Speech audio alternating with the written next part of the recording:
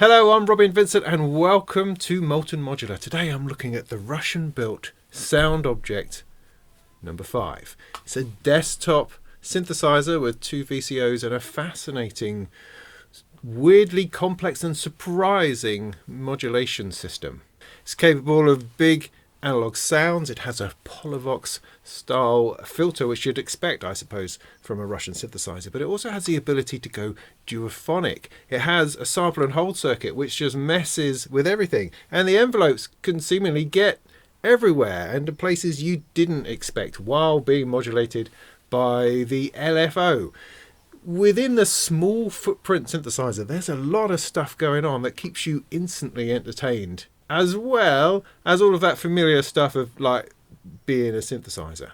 So without having anything plugged in at all, let's just have a play with how it presents itself when you first plug it in.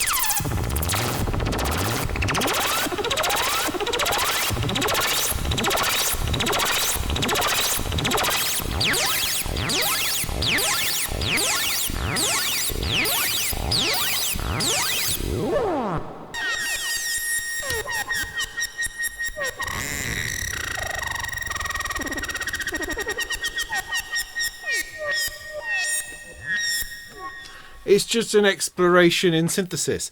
It's a journey through different bits of sound which you weren't necessarily expecting to encounter or to see, and a lot of that is to do with, it's a combination really of the looping envelope and the sample and hold circuit down here at the bottom, and that seems to infect most of the other parameters. You've got a whole bunch of switches which you're not really sure what they're doing, but they're definitely doing stuff, and that's very intriguing. On your first outing, I would say, with sound object number 5, you're going to probably be completely baffled. I know I was.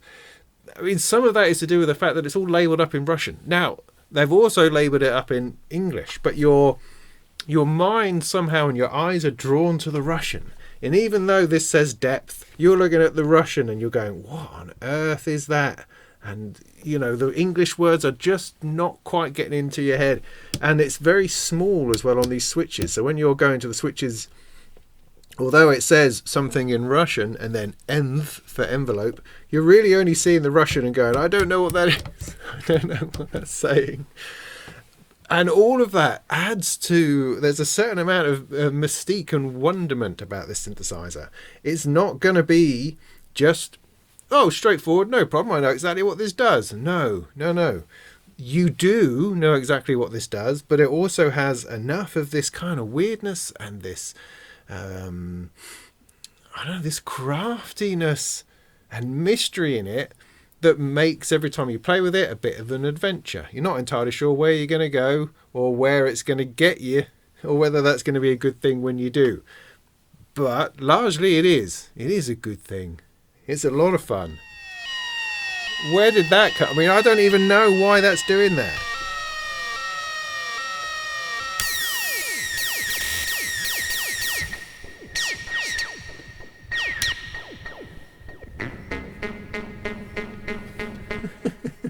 You just keep filling with stuff.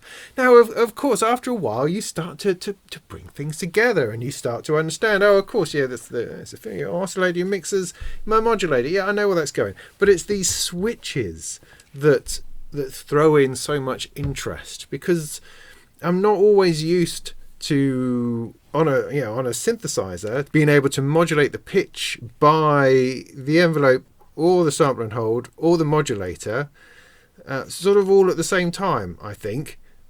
But then the sample and hold's also being modulated by the modulator, or is it being modulated by the envelope, or is it doing both, or is it the envelope that's being picked up as the thing that's, this kind of elements you're going, I don't know, but it's definitely fun to play with without anything connected within itself, within its own eternal wrangling with itself. It's an argument in synthesis, and it's having a bit of a fight with itself, and the outcome could be tailored and tweaked to whatever you want it to be, but ultimately it is playing its own game, and that's a whole load of fun. Right, let's just put that aside for one moment, because the nature of the modulation will become apparent, I think, once we start digging in a little bit. And I'm going to plug in a keyboard, maybe via MIDI, because it also has a MIDI input, and just try to calm it down as a regular synthesizer voice. Yeah, sounds like a plan? Right, in order to calm it down a little bit, because it's still doing its thing, let me try to find all the stuff that's doing all the stuff in order to make it not longer do the stuff. Okay, that's sounding like a synthesizer, yeah? So let me throw in an arpeggiator, just for fun, something along the lines.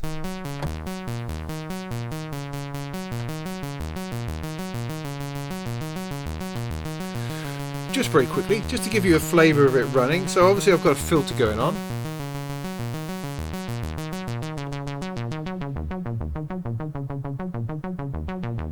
Which is having a little bit of modulation from the envelope along with the actual sound. At the moment I've only got one oscillator going, and that oscillator 1 is stuck to a kind of a sawtooth sound. Oscillator 2, I can bring that in via the mixer, which I haven't tuned yet. See if we can bring that into some kind of tuning.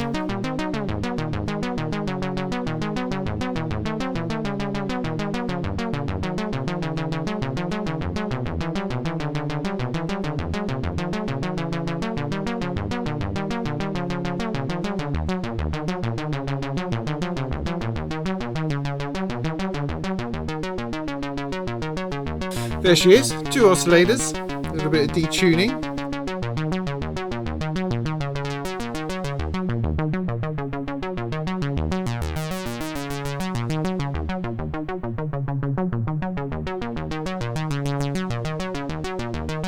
Along with the 2 oscillators, you've also got noise.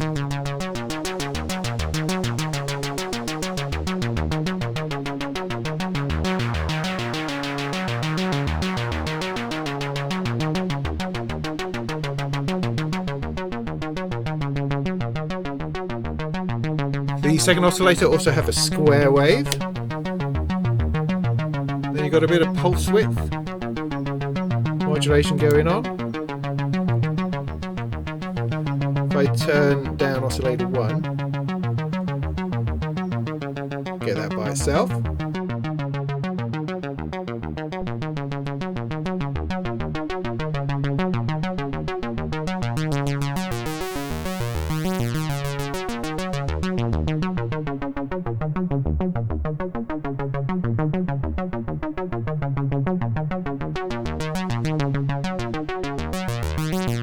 Rather than using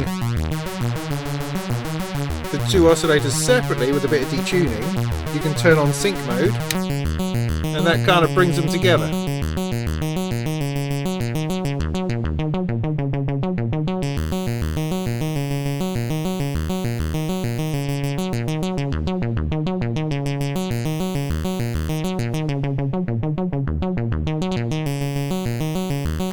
I kind of like them slightly separate, to be honest.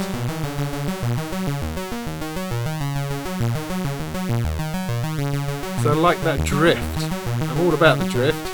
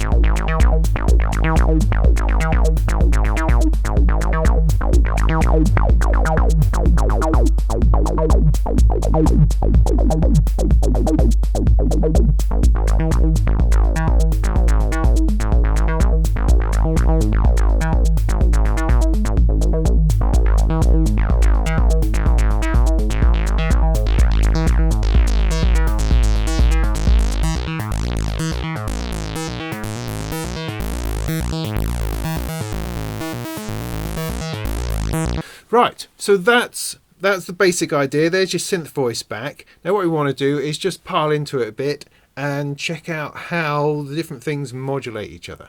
Because if you start from the premise that sound object number 5 is a 2 oscillator synthesizer with a filter and an LFO and bits and pieces, then there's your standard reason for having it. It's a synthesizer, it's a good sounding synthesizer with an interesting filter. But what else does it have that makes it the sort of thing you're going to want to have on your desktop? And that's what makes it interesting. So we had a look at the oscillator section. One thing we haven't looked at yet is FM. You can feed the output of oscillator 2 into oscillator 1.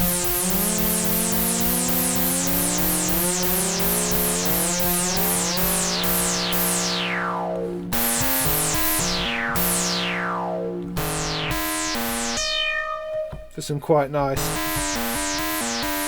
FM action.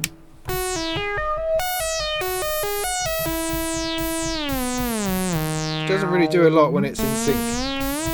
It's when it's out of sync that it gets interesting.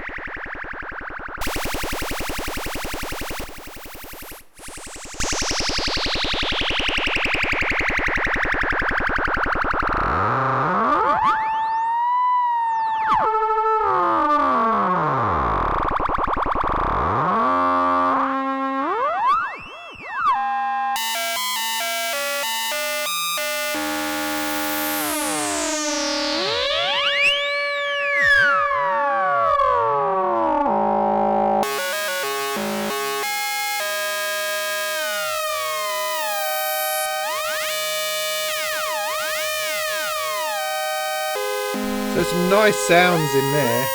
Right, so the next thing that's going on is the envelope. At the moment I've kind of got it all the way open, I think, or at least I've got a very long release time going on. So you've got your VCA over here.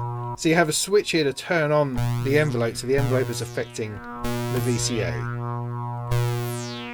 Now you can either turn the VCA all the way up, so you've still got some of it coming through, or you'll find the point at which it hits silence, or you can bring it all the way down, so you only get the envelope moving this, but that tends to be a little bit quiet, so I think it needs a little bit of something to start with, just to keep it up there. Then if we look down to our envelope section, which is here, we have a choice between essentially an ASR or an AR. So if we put it on to ASR, or one which is going to hold on to that gate as you hold it open, you can hold an extended note and then there's your release.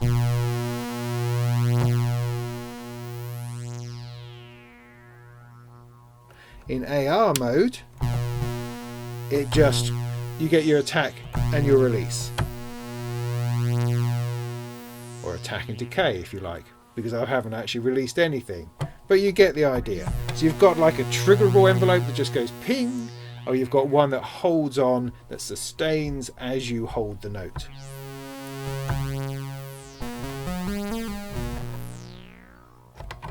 Now the envelope can fire a single time, or it can go into repeat mode and just act as kind of a self-triggering LFO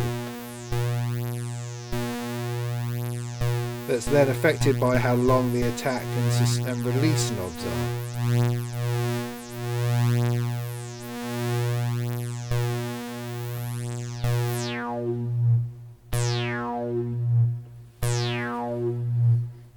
Now this envelope is being routed both to the VCA and to the filter here, switched up to envelope mode there. I can turn that off so that the filter is no longer affected by it.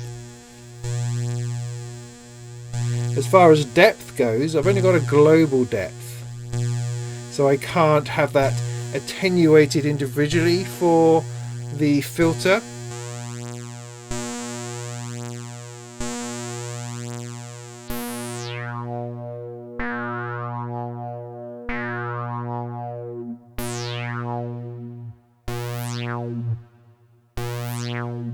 The looping mode only works when you're on the AR envelope.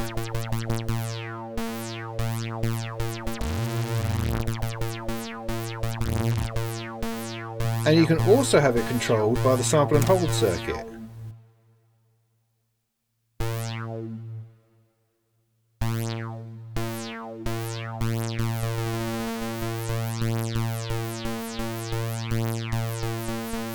So the envelope is now triggering in time to the sample and hold sample rate, which can be interesting in building non-keyboard related patches within the synthesizer itself.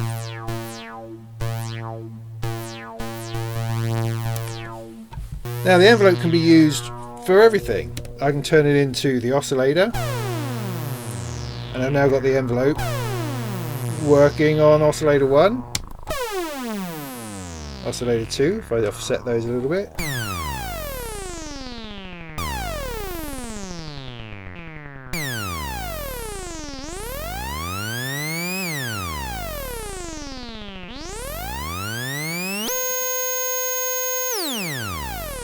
Right, the modulator then in the middle is an LFO, which you can decide to be either in this kind of strange configuration. It can be a square wave up here, or if you switch it down, it then becomes one of these three. I guess they didn't have a four-way switch. I mean, I guess that's it. So I just switch up mod here, which takes the LFO into the filter, into the cutoff. Let me take off the envelope for the moment. And then what we need to do is turn up the depth.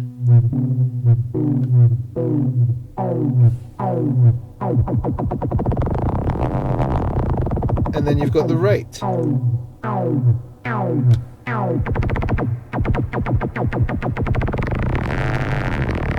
Now you've got two options. You've got fast, which is what I'm on now, or you've got slow, which only goes up to that much and goes down to an awful lot. A very lovely slow change.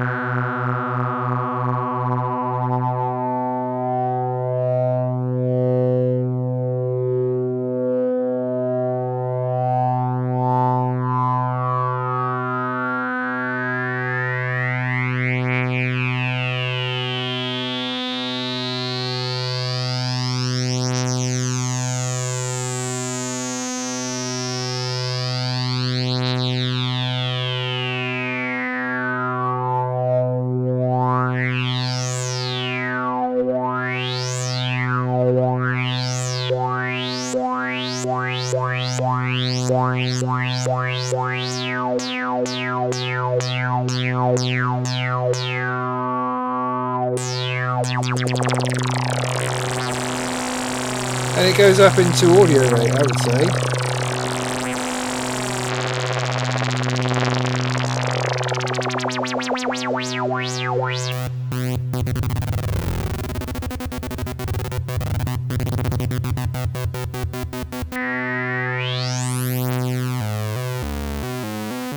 But the LFO can also be directed into both the oscillators, either one or both.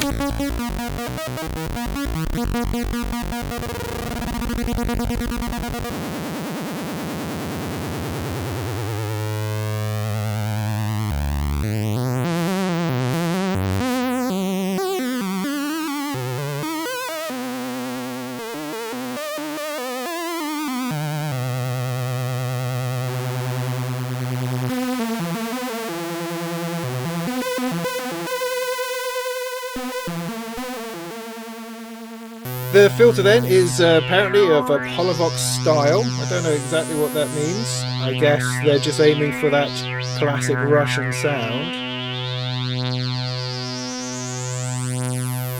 But I find it to be really nice. Kind of expected it perhaps to be grittier, when actually it's really nice, really sweet sounding. The resonance will go all the way up to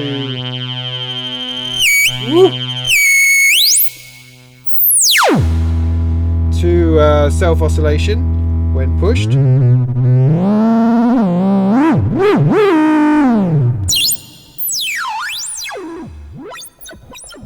And you can play with that if that's your thing. So the last thing of the synthesizer to talk about is the sample and hold circuit, which is that mysterious thing that can take a value from noise or from something else and apply that out as a voltage. It samples something, it holds on to that value, and that's what you get. And probably the most common use is of some kind of randomizer, and it can certainly do that here. Now the controls we get are input level, sample rate, and then slide. So let me attach this to something which will make sense. So it can again be routed to anything via these switches. So let's stick it onto oscillator 1. Let's just hear oscillator 1 for the moment. And so what we get is a beautifully unquantized voltage going into the first oscillator. That the range of that is set by the level.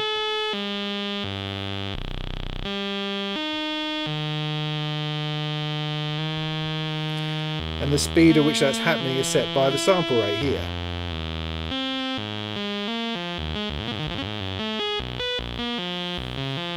And then you have a slide control for introducing a little bit of slide.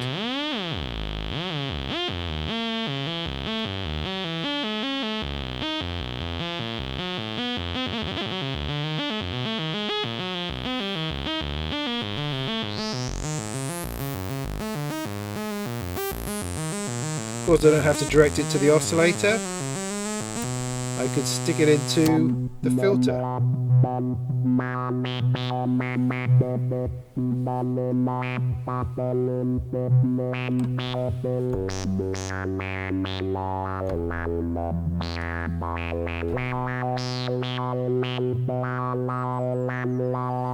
Now, one thing that's interesting, if I put it back to the oscillator, where are we then?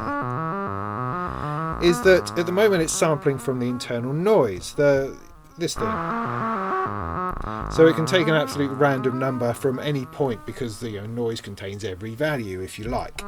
But you can switch this to being based on the modulation input. And that's going to give you a different set of numbers. So it's taken a sample of your modulating LFO waveform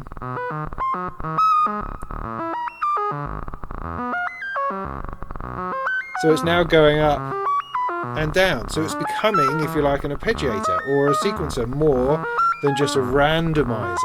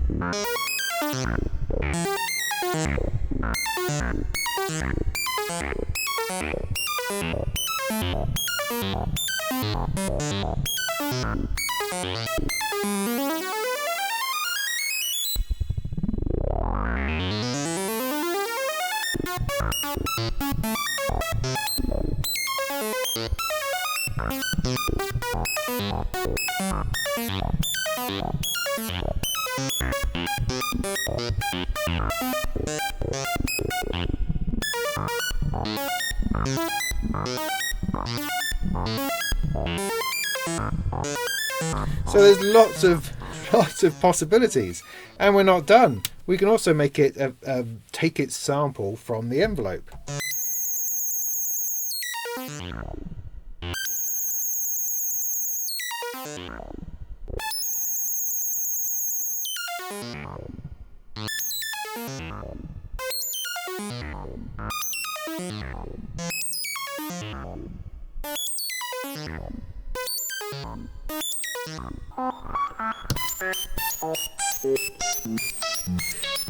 So it's completely fascinating, and all this is done without any keyboard interference. I'm just messing about with it in here, and it's that sample and hold circuit that just goes boom and pushes stuff around. But then it's not just that, it's also the envelope is pushing stuff around. But then the modulator is pushing stuff around.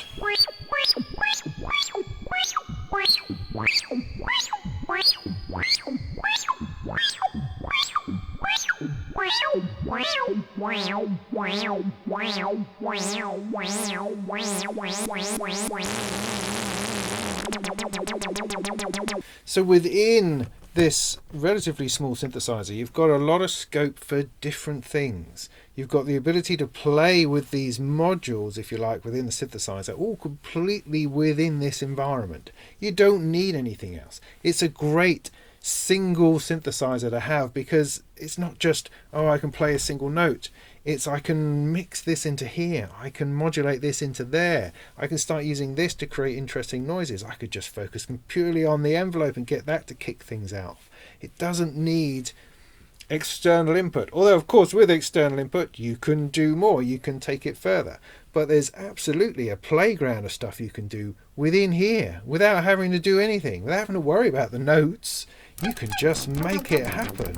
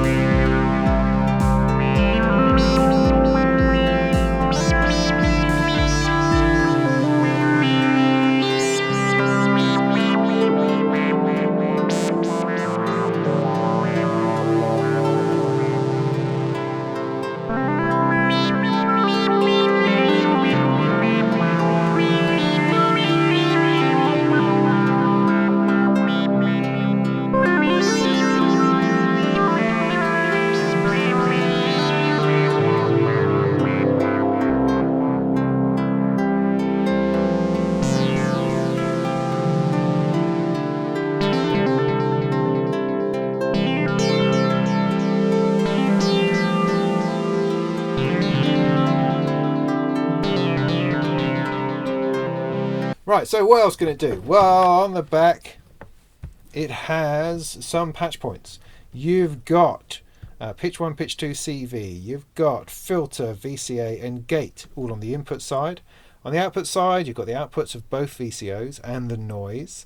You've got the mod out, the envelope out and the sample and hold out. So you can use this as a generator for other things. A generator for modulation in another system. And it's all here, all pouring out the back. Now, I absolutely would have preferred the patch points to be in the top, in the front, so I'm not having to deal with all this stuff at the back here. But there we are, I can't change that. So we just have to cope with what's in the back. But what I wanted to show you in particular was that the oscillators are completely independent. They can be addressed independently via the patch sockets at the back. So I can alter the pitch of this one and this one separately, which makes it duophonic in kind of anyone's language. I mean, it's not fully duophonic because each oscillator would then need to go through its own filter and its own envelope, but both oscillators are going into a single filter, which makes it kind of paraphonic, but duophonically paraphonic. Yeah? Well, let me show you what that means. So I have a sequence set up on my black sequencer, 2 sequences, which I'm going to use to trigger the sound object, number 5. So this first one is going to go into pitch 1. This second channel over here is on a far too long cable, evidently. It's going to go into pitch 2. And then I'm going to take the single gate out of the first one and plug that into the gate input.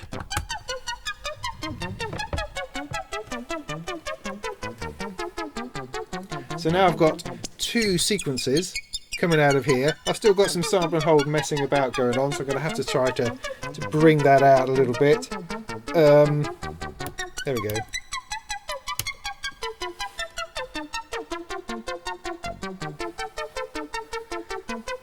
So what's going on? Well, let's go down to a single oscillator.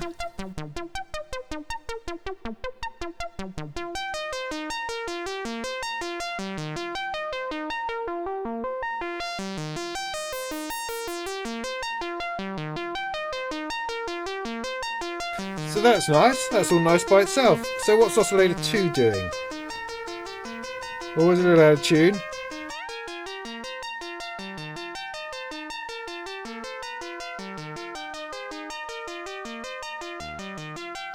That's better. So this is oscillator 2. Now it's having to experience the same gate as oscillator 1.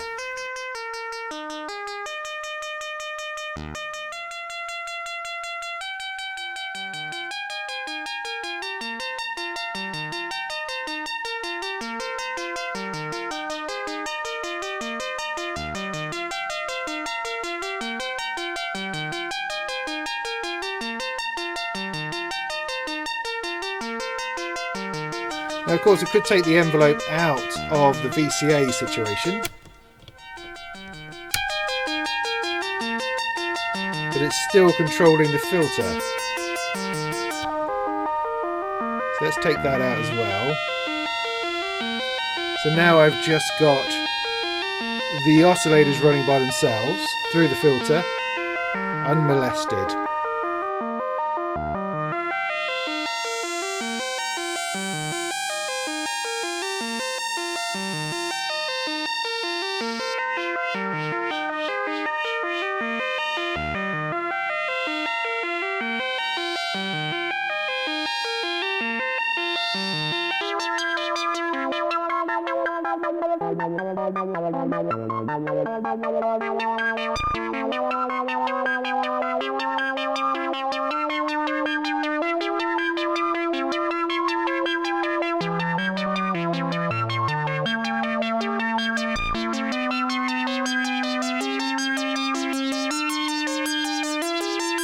Now, a question I have at this point is, will my keyboard, which is still attached by MIDI, will that transpose? Seems unlikely. Let's give it a go.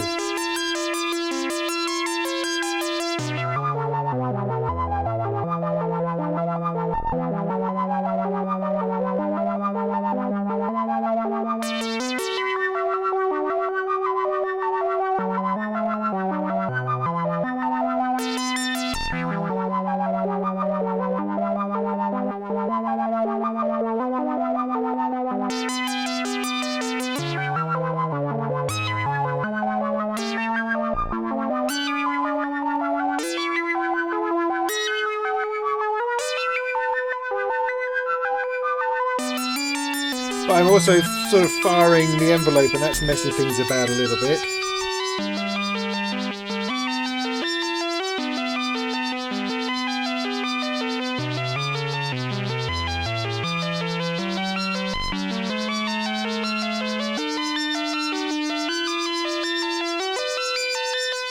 So the answer to that is yes, sort of.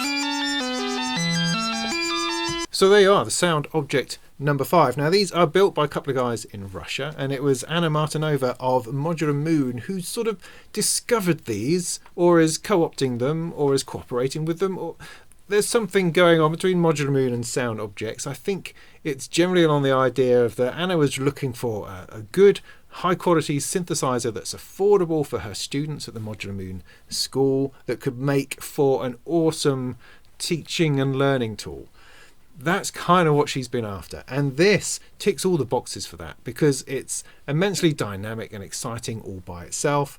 It works as a regular synth as well as having slightly esoteric elements like the sample and hold, like the modulation routing, while still managing to somehow be affordable. I mean, she kind of initially introduced it to me as like a cut price, cheap entry level Mother 32. That's kind of the vibe that they were going for, but it's more than that. I mean, there's pros and cons. The Mother 32 has a sequencer built in. This doesn't. But the Mother 32 only has the one oscillator. This has got 2 oscillators and the sample and hold. It gives you a lot of scope for that. The Mother 32 has a lot of patching, this has some patching. So I don't know that it's necessarily the right comparison, but just to get it into your head that this is a good, cheap desktop analog synthesizer with which you could do all of that synthesizing stuff that you want to do. And so the Modular Moon have sort of taken it on, and they've produced the manuals for it. The manuals are great. They give you examples, patch examples, take you through what everything does, which is a great thing for any synthesizer. You certainly won't find that with some of the other synthesizers priced around this price mark from other companies. But of course, that price point comes at a certain level of compromise, I suppose. It's a plastic box, you know. It's not going anywhere, this plastic box. You could probably tread on it and it's not going to break, but it is essentially a plastic box, the sort of box you'd get from Maplins when Maplins existed. But it's simple, and everything is just on a single faceplate that slaps onto the front of this box. The knobs are a bit on the wobbly side, you know. They're not ace by any stretch, but Anna was saying to me that they are always looking at all times to improve the quality of the build in every batch that they do, so some of these things may well improve over time. Switches, on the other hand, are rock solid. They're nicely in there. The LEDs with these shrouds, I really like that. It has like this retro feel to it, this vintage vibe, just to those LEDs sitting in those little volcanoes and then pulsing away. That's a beautiful thing. The layout is great, is fine. The Russian text just gives it some kind of vibe that you're not really expecting. I could say at the beginning it has a bit of a baffling vibe to it, but at the same time making you feel like you've got something fascinating and interesting in here. And the fact that they've kept the Russian on there along with the English, I think is genius. That's absolutely what they should do. I can't fault the sound. It sounds lovely, sounds awesome. The 2 oscillators together brilliantly. They come together with the sync on or off, and then a little bit of G tuning just to give it that the way that goes. The filter sounds awesome to me. It's really nice, really sweet. It's got a good feel to it. Does it sound like the Polivoks? I don't really know. I'm not familiar enough with the Polivoks to be able to tell you that, but it is good. That self oscillation is a little bit too much for me, but you might find some use for it. It's also interesting that there's no drop in volume as you put up the resonance. Not really, which is really good. So the compensation built in already. It also has a bandpass mode, which I neglected to tell you about.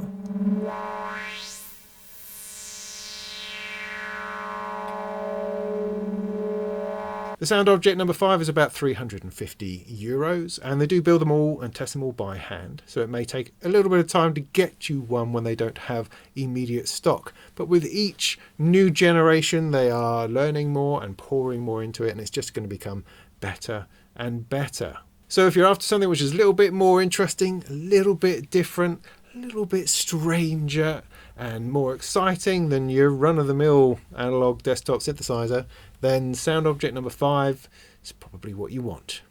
Hope that was helpful. In the meantime, go make some tunes.